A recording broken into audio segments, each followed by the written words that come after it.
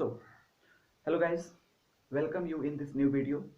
आज के इस वीडियो में हम क्लास 9th और 10th के एक ऐसे इंपॉर्टेंट टॉपिक के बारे में डिस्कस करने जा रहे हैं जो सीबीएसई, आईसीएसई और देखा जाए तो आपकी यूपी बोर्ड तीनों को ही डील करता है और काफ़ी इंपॉर्टेंट टॉपिक है आपके इंग्लिश लैंग्वेज का, इंग्लिश ग्रामर का। सो इसका नाम क्या होगा? इस टॉपिक का जो हम आज पढ़ने जा रहे हैं इसको हम जानते हैं रीऑर्डरिंग के नाम से। इसको हम जानते हैं रीऑर्डरिंग के नाम से। आप इसको जानते हैं रीअरेंजमेंट के नाम से, या फिर आप इसे जानते हैं जम्बल्ड वर्ड के नाम से। सो गाइस, हम इसे तीन नामों से जानते हैं, रीऑर्डरिंग, रीअरेंजमेंट और जम्बल्ड वर्ड। तो नाम से ही देखा जाए, अगर आप रीअरेंजमेंट या रीऑर्डरिंग को देखें तो री का मतलब क्या होता है? री का मतलब होता है दोबारा, ठीक है। ऑर्डर मतलब क्रम, यानी कि आपको कुछ शब्दों का क्रम दिया जाएगा, आपको क्या करना है कि उसे सही क्रम में, जिससे कि एक उसका सेंस निकल सके, जिससे उसकी उसकी एक राइट मीनिंग निकल सके, उसको आपको रीऑर्डर करना है या रीअरेंजमेंट करना है, ठीक है। तो रीऑर्डरिंग और रीअरेंजमेंट में हमें कुछ शब्दों का समूह दिया जाता है। फॉर एग्जाम्पल, अगर मैं कह दूं बॉय, ही, इज गुड, और सिंपल सा एग्जाम्पल मैंने ले लिया, ही, बॉय, इज गुड। तो अब आपको अगर कहा जाए कि इसको आप रीऑर्डर करो या फिर रीअरेंजमेंट के रूप में इसको बदलो, या फिर अगर मैं कह दूं कि इसको जंबल वर्ड है, इसको सही करके एक सही सेंस में एक सेंटेंस बनाओ, तो आप क्या करोगे? आप इसका अगर जंबल वर्ड का अगर आप सही क्रम करोगे तो हो जाएगा he is a good boy. So it's very simple कि रीअरेंजमेंट या रीऑर्डरिंग क्या होता है हमारा, कि हमें दिए गए कई शब्दों के क्रम को, ऑर्डर को रीऑर्डर करना होता है, मतलब उसे पुनः दोबारा एक ऐसे ऑर्डर में लाना होता है जिससे कि उसका एक सेंस निकल सके। जैसा कि आप देख सकते हैं कि पहले वाले सेंटेंस का कोई सेंस नहीं है। क्यों सेंस नहीं है? देखिए, सेंटेंस होने का, अगर देखा जाए तो सेंटेंस होने का दो कंडीशन है। सेंटेंस तब होगा जब क्या होगा कि वो ग्रुप ऑफ वर्ड्स हो, ग्रुप ऑफ वर्ड्स हो, और दूसरा क्या होगा, sorry, group of words in a proper way, in a proper way, ठीक है। और दूसरा कि उसकी मीनिंग होनी चाहिए, ठीक, उसका अर्थ निकलना चाहिए। तो ना तो ये ग्रुप जो है प्रॉपर ऑर्डर में है, ना प्रॉपर वे में है, और ना ही इसकी कोई मीनिंग है, तो ये सेंटेंस हो ही नहीं सकता। तो एक सही सेंटेंस के निर्माण के लिए हमें कहीं ना कहीं क्या होता है कि जो शब्दों का क्रम होता है उसको प्रॉपर यानी कि व्यवस्थित ढंग से रखना होता है, और तब जाके उसकी मीनिंग निकलेगी, और तब जाके हम उसे क्या कहेंगे? सेंटेंस कहेंगे। तो कहीं ना कहीं ये मैटर कहां से उठा हुआ है? सेंटेंस से उठा हुआ है। तो सेंटेंस, तो जनरली अगर देखा जाए तो रीऑर्डरिंग हो गया, रीअरेंजमेंट हो गया, जंबल वर्ड्स हो गया, इसका कनेक्शन कहां से है? सेंटेंस से है। हम क्या करते हैं कि हम जनरली जाते हैं और रीऑर्डरिंग करना शुरू कर देते हैं। पहले उसके जड़ में, मतलब उसके रूट्स को पकड़ना होता है, और जब आप उसके रूट्स को पकड़ लेंगे तो आपको उसको समझने में काफी क्या होती है? आसानी होती है। तो अगर आप सेंटेंस की बात करें, ठीक है, रीऑर्डरिंग के लिए आपको सेंटेंस की बात करें, तो इसके लिए हमें क्या पढ़ना होगा? तो इसके लिए हमें एक चैप्टर पढ़ना होगा, the parts of a sentence. यानी कि अगर आपको रीअरेंजमेंट को, रीऑर्डरिंग को, जंबल वर्ड्स को समझना है तो आपको तो सबसे पहले समझना होगा कि पार्ट्स ऑफ अ सेंटेंस होता क्या है। ओके, तो हम इस क्रम में आगे बढ़ते हैं।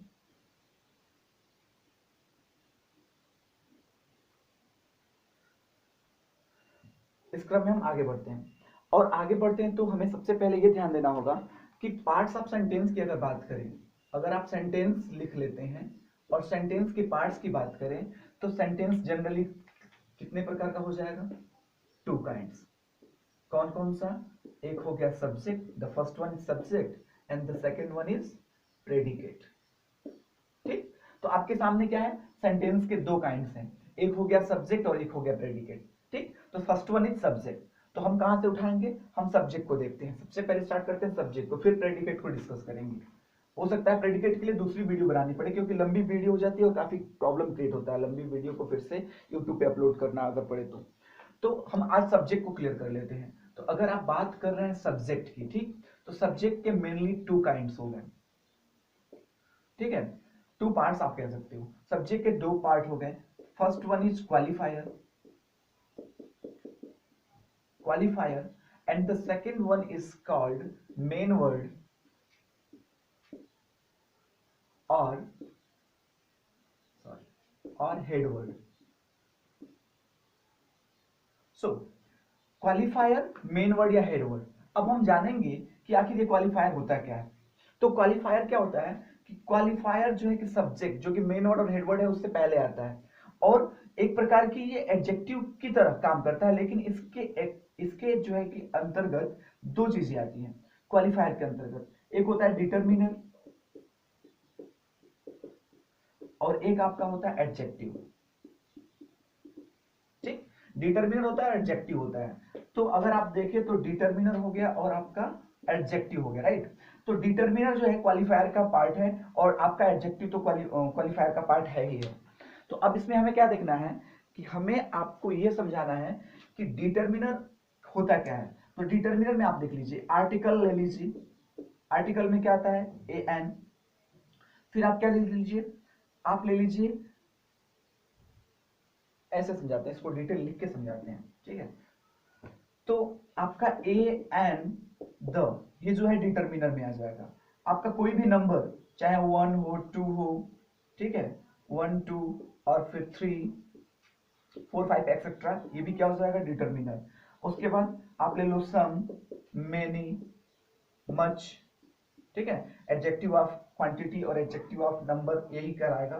तो ये भी आपका क्या हो जाएगा, ये भी आपका हो जाएगा क्या डिटरमिनर। उसके बाद आप डेमोन्स्ट्रेटिव प्रोनाउन को ले लो, जैसे कि आप ले लो दिस, दैट, these, those, ये भी क्या कहलाएगा डिटरमिनर।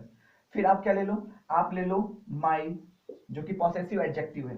तो माई, आवर, योर, ये भी सब क्या है, ये भी डिटरमिनर में आता है। तो डिटरमिनर की लिस्ट आप देख सकते हो, आर्टिकल है, कोई भी नंबर हो गया, या फिर एडजेक्टिव ऑफ क्वांटिटी या एडजेक्टिव ऑफ नंबर हो गया, या फिर डेमोन्स्ट्रेटिव प्रोनाउन हो गया, या फिर आप ले लो पॉजिटिव एडजेक्टिव ले लो। ये सारी चीजें जो होती हैं डिटरमिनर के अंतर्गत आती हैं, जो कि आपके सब्जेक्ट के पार्ट। अब देखो यहाँ से ये डिटरमिनर क्वालिफायर का पार्ट, और क्वालिफायर किसका पार्ट है, सब्जेक्ट का। एडजेक्टिव में आप जानते हो जनरली एडजेक्टिव आएगा, जैसे किसी की क्वालिटी आ जाएगी, जैसे कि गुड, क्वालिटी में दोनों चीज आ जाएंगी यहाँ पे, गुड बैड। अब फिर क्या हो जाएगा, वाइज,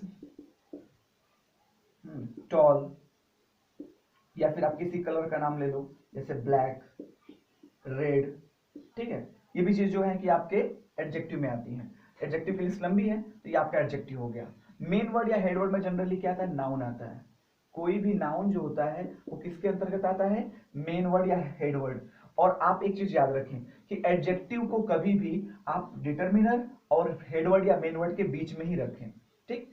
अब देखिए सब्जेक्ट के दो पार्ट हो गए, लेकिन कभी कभी ना ये बुक में मेंशन नहीं है, लेकिन मैं आपकी जानकारी के लिए बताता हूं कि इसका एक तीसरा पार्ट भी हो सकता है, जिसका नाम होगा adjectival phrase. Adjectival phrase third part होगा। अब सबसे पहले तो हम जानेंगे कि एडजेक्टिवल फ्रेज क्या है। तो देखिए सबसे पहले एडजेक्टिवल फ्रेज को अगर जानना है, समझना है, तो हम पहले फ्रेज को समझ लेते हैं कि फ्रेज होता क्या है। तो फ्रेज क्या होता है, फ्रेज होता है a group of words without subject और प्रेडिकेट। फ्रेज क्या है कि ये ग्रुप ऑफ वर्ड्स है जिसकी कोई मीनिंग निकलती है, जिसका कोई सेंस होता है, विदाउट सब्जेक्ट एंड प्रेडिकेट, मतलब इसमें सब्जेक्ट और प्रेडिकेट नहीं होता। अगर इसी फ्रेज की बात करें, देखिए जैसे कि मैं लिखा यहां पे लिख रहा हूं, आई एम अ टीचर, ठीक है। यहां पे मैंने क्या लिखे, 4 वर्ड्स यूज किए हैं, आई एम अ टीचर, और यहां पे मैं कह रहा हूं in the corner room. So आप देख सकते हैं कि दोनों ही लाइनों में there are 4 words. I am a teacher, इसमें भी 4 वर्ड्स हैं, इन द कॉर्नर रूम, इसमें भी 4 वर्ड्स हैं। But what is the difference between the first one and the second one? The first one is a sentence, ध्यान दीजिए, the first one is a sentence, पहला जो है सेंटेंस है, while the second one is a phrase, जबकि आपका दूसरा क्या हो जा रहा है, दूसरा हो जा रहा है फ्रेज। फ्रेज क्यों हो रहा है, because it is a group of word, it has a meaning, but it is without subject and predicate, इसमें सब्जेक्ट नहीं है और प्रेडिकेट नहीं है। इस प्रकार आप देख सकते हैं कि इन द जो कॉर्नर है आपका फ्रेज है, जबकि वही आई एम द टीचर क्या हो जा रहा है, सेंटेंस हो जा रहा है। तो अब फ्रेज तो आप समझ गए कि फ्रेज होता क्या है। अब फ्रेज जब समझ गए तो एडजेक्टिवल फ्रेज की बात करते हैं। तो एडजेक्टिवल बना है एडजेक्टिव से, तो अगर फ्रेज है और एडजेक्टिवल है तो it will work like an adjective. यही अगर नाउन फ्रेज होता तो क्या होता, it works like an it works like a noun.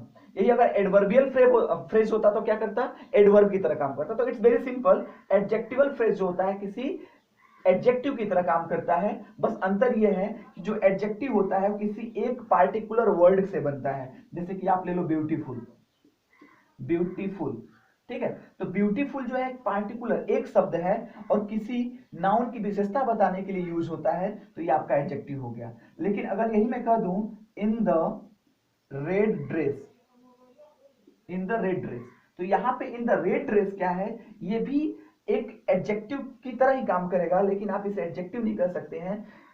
ये एडजेक्टिव की तरह काम तो करेगा but it is a group of 4 words, इसलिए आप इसे कहेंगे एडजेक्टिवल फ्रेज। इसका एग्जांपल मैं दे देता हूं, आई सा ए ब्यूटीफुल गर्ल। देखिए आई सा ब्यूटीफुल गर्ल, अब गर्ल से पहले क्या आ गया, ब्यूटीफुल, और उसकी विशेषता को प्रकट कर रहा है, तो ये क्या हो जाएगा, एडजेक्टिव होगा कि एडजेक्टिवल फ्रेज होगा? आप सोच के बताओ, एडजेक्टिव होगा या एडजेक्टिवल फ्रेज होगा? आप बताओ कि एडजेक्टिवल होगा या एडजेक्टिवल फ्रेज होगा?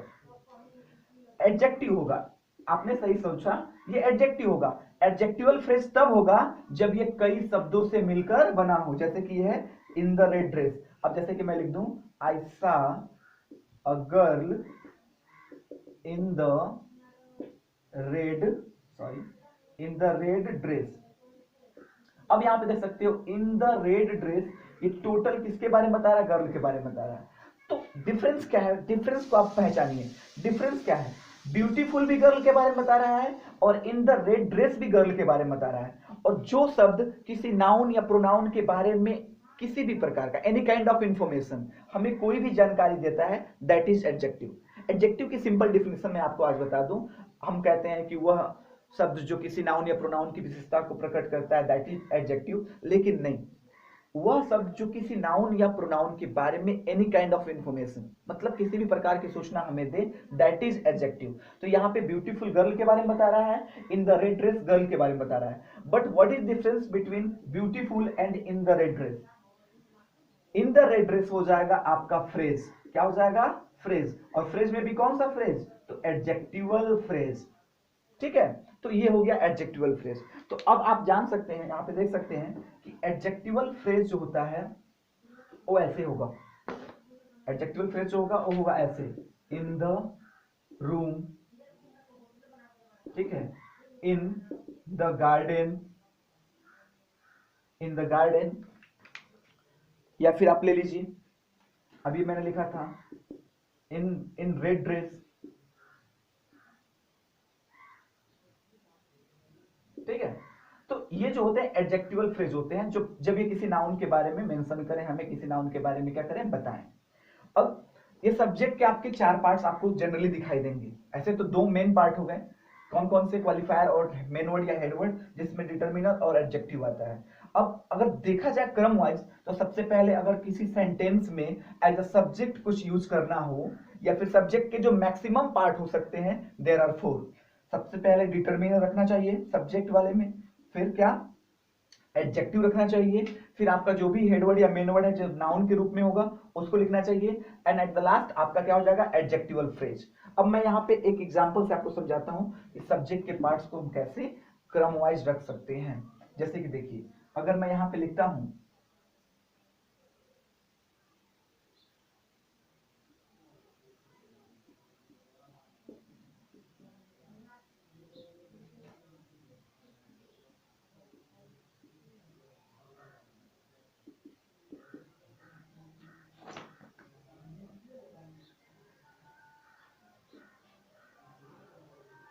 देखिए ये है आपके सामने 4 वर्ड्स, सॉरी 4 नहीं है, एक्चुअली देयर आर 6। एक है ब्यूटीफुल, एक है कार, एक माई इन द गार्डन, ठीक है। अब यहाँ पे यहाँ पे आप जो ये देख रहे हैं, these all words are a part of a subject। अब हमें क्या करना है कि हमें actually according to the rules हमें इसे क्रम ऑर्डर में रखना है। तो सबसे पहले हमें किस चीज की आवश्यकता होगी? डिटर्मिनर की। And what is our determiners are a and the, one two three, some many much, this that these those, my our your their, like sorry, their, his her, ये सारे जो है डिटर्मिनर्स होते हैं। तो we will have to find out the determiners in this box. तो determiners आपको यहाँ पे दिखाई दे रहा होगा क्या भाई? माई। तो सबसे पहले आप क्या लिख देंगे यहाँ पे? माई, क्योंकि सबसे पहले आता है डिटर्मिनर, तो माई आप नोट कर लिख दिया। सेकेंड वन क्या होगा? एडजेक्टिव। एडजेक्टिव आपको क्या दिख रहा है इस पूरे बॉक्स में? ऑफ कोर्स ब्यूटीफुल, तो यहाँ पे आप लिख देंगे ब्यूटीफुल। ये हो गया माई ब्यूटीफुल। फिर आपको क्या दिख रहा है? मेन वर्ड या head word. Main word head word क्या होता है? नाउन होता है। इसमें नाउन तो दो है, एक गार्डन और एक कार है। तो आपके अकॉर्डिंग ब्यूटीफुल गार्डन होना चाहिए, कार होना चाहिए? ऑफ कोर्स कार होना चाहिए। तो यहाँ पे हो गया माई ब्यूटीफुल, फिर आपने यहाँ पे लिख दिया कार, माई ब्यूटीफुल कार। अब चौथा पार्ट जो है कि क्या होता है? एडजेक्टिवल फ्रेज के रूप में आता है। तो वहां पे आपको देख लो ऐसे मिलेगा, in the room, in the garden, या फिर in the dress, in red dress. तो आपको यहाँ पे क्या मिल रहा है? In the garden. तो आप ये क्या लिखोगे? My beautiful car in the garden. अब आप देख सकते हो कि ये पूरा का पूरा आपने एक ऑर्डर तैयार किया जो कि बिल्कुल ही प्रॉपर ऑर्डर में है, और इसका एक सेंस भी निकल रहा है, सही सेंस निकल रहा है। माई ब्यूटीफुल कार, मेरी सुंदर कार, इन द गार्डन, ठीक है, जो बागीचे में है। अब इसका प्रेडिकेट क्या हो सकता है? मैं भर दूं, ये टोटल सब्जेक्ट है। इसका प्रेडिकेट हो सकता है इज लुकिंग अमेजिंग, ठीक है। My beautiful car in the garden is looking amazing. तो आप देख सकते हो कि ये नीचे वाला जो पार्ट है, ये जो नीचे वाला पोर्शन है, ये कहलाएगा प्रेडिकेट, और ऊपर वाला पार्ट जो है आपका सब्जेक्ट है। तो गाइज ये जो आज का वीडियो रहा हमारा, ये रीऑर्डरिंग और रीअरेंजमेंट और जंबल वर्ड पे बेस्ड था, जिसमें कि हम सब्जेक्ट के पार्ट्स को जाने। सब्जेक्ट के पार्ट्स में आपने ये सारी चीज देखी, कौन होता है, कैसे होता है, सबसे पहले क्या होता है। अब ध्यान ये देना है कि कोई जरूरी नहीं कि सेंटेंस में, सब्जेक्ट में ये आपके सारे पार्ट्स मौजूद हो, determiner, adjective, head word, main word. देखो मैं बता दूं कि सबसे इंपॉर्टेंट जो होता है, मैं यहाँ पे डबल क्लिक कर दे रहा हूं, सबसे जो इंपॉर्टेंट होता है वो मेन वर्ड या हेड वर्ड होता है। ये आपके किसी भी सेंटेंस के सब्जेक्ट में रहना ही रहना है, ठीक है। किसी भी सेंटेंस के सब्जेक्ट में आपका मेन वर्ड या हेड वर्ड रहना ही रहना है। अगर बात की जाए डिटर्मिनर या एडजेक्टिव की, तो कहीं आपका डिटर्मिनर देगा तो एडजेक्टिव नहीं, एडजेक्टिव दे देगा तो डिटर्मिनर नहीं, या फिर एडजेक्टिवल फ्रेज नहीं देगा। मतलब मैक्सिमम 4 पार्ट्स होते हैं। At the place of a subject, we can put maximum 4 parts, including determiner, adjective, main word और head word और adjectival phrase। ये 4 पार्ट्स हो सकते हैं मैक्सिमम। मिनिमम कितने होंगे आपके? मिनिमम हो जाएगा एक, कौन सा? तो हेड वर्ड या मेन वर्ड 1। अब हेड वर्ड या मेन वर्ड के साथ आप इन 3, मतलब ये एक हो गया, और ये 1 2 और आपके एडजेक्टिवल फ्रेज 3, इन तीनों में से कहीं पे मेन वर्ड या एडवर्ड के साथ एक पार्ट को रख सकते हैं, कहीं 2 पार्ट को रख सकते हैं, कहीं आप एडजेक्टिवल फ्रेज को रख सकते हैं, ठीक। अब जैसे कि हम इसको देख लिए हैं, 1-2 और एग्जाम्पल मैं आपको देना चाहूंगा, आप उसको सही क्रम में करके देखें कि आपका क्रम जो है कि सही हो रहा है कि नहीं हो रहा है। आपने जो भी इस वीडियो में देखा, आप उससे क्या समझे, इसको आप देखिए और समझे। एक बार मैं कुछ क्वेश्चन आपके सामने पुट कर रहा हूं।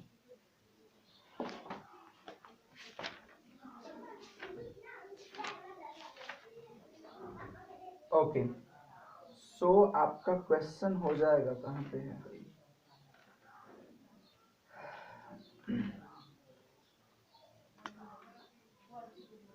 यस, आपको क्रम में सही करना है। ओल्ड माई फ्रेंड्स, ठीक है, इसको सही क्रम में करना है। इसका ऑर्डर मिस ऑर्डर है, ठीक है, रीऑर्डर करना है आपको इसको। तो सबसे पहले हम डिटर्मिनर को ढूंढ लेते हैं, क्या है भाई? माई।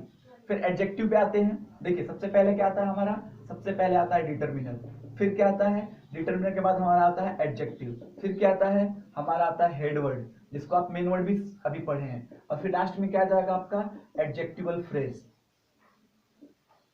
ठीक है। तो ये हो गया आपका फर्स्ट, ये हो गया आपका सेकंड, ये हो गया आपका थर्ड, और ये हो गया आपका फोर्थ। तो सबसे पहले हमने डिटर्मिनर को फाइंड कर लिया जो कि माई है। एडजेक्टिव है क्या कहीं पे? यहाँ पे यस एडजेक्टिव है, तो यहाँ पे ओल्ड रख लिए। और हेड वर्ड क्या है तो फ्रेंड, जो कि नाउन के रूप में यहाँ पे फ्रेंड्स आया, ये हो गया। ये आपका क्रम सही हो गया। अब मैंने जैसा कहा था कि एडजेक्टिवल फ्रेज आपके इसमें नहीं दिया हुआ है, तो कोई जरूरी नहीं कि हर सब्जेक्ट के पार्ट्स में आपको चारों पार्ट्स मिल जाए, डिटर्मिनर, एडजेक्टिव, हेडवर्ड या main words, sorry headword, main words या फिर एडजेक्टिवल फ्रेज। कोई जरूरी नहीं कि हर पार्ट्स में आपके दिए ही हों।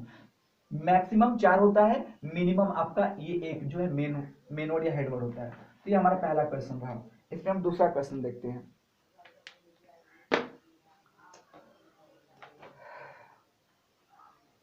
फ्लावर्स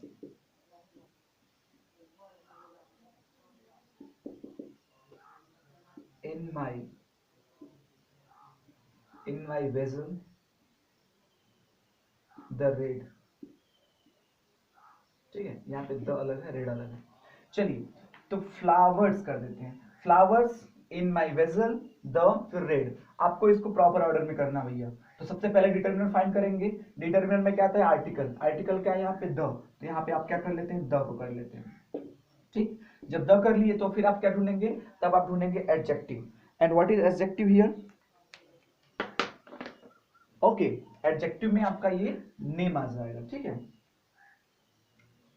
तो नेम क्या है यहाँ पे, सॉरी नेम कह रहा हूँ, सॉरी, एडजेक्टिव में आपका क्या हो जाएगा कलर नेम आ जाएगा। तो कलर नेम क्या वहां पे रेड, तो the red.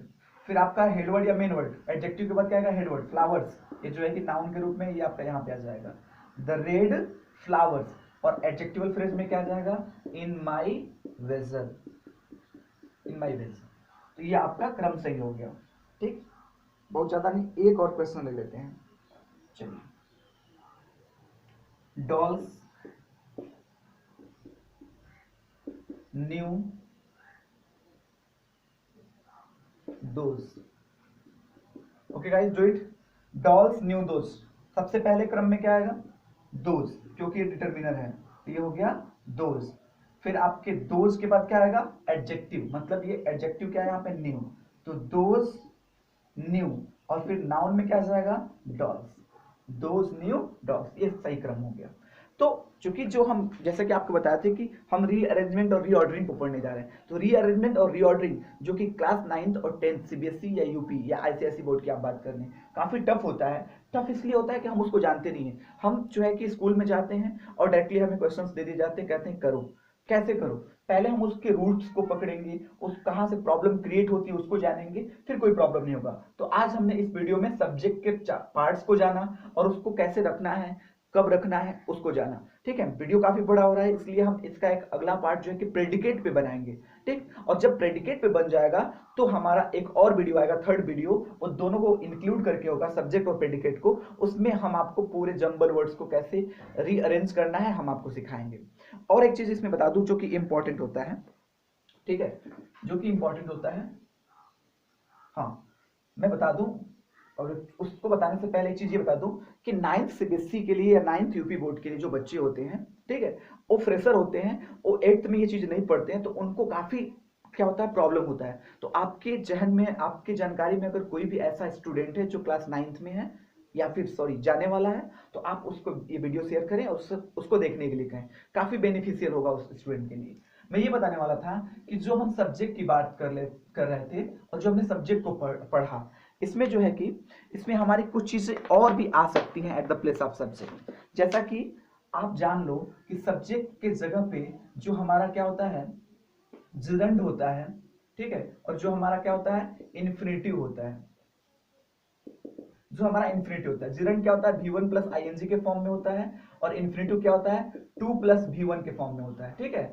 But both works like a noun, ये दोनों किसकी तरह काम करते हैं नाउन की तरह काम करते हैं। कब, जब ये कहां जाते हैं सब्जेक्ट की जगह पे आ जाते हैं।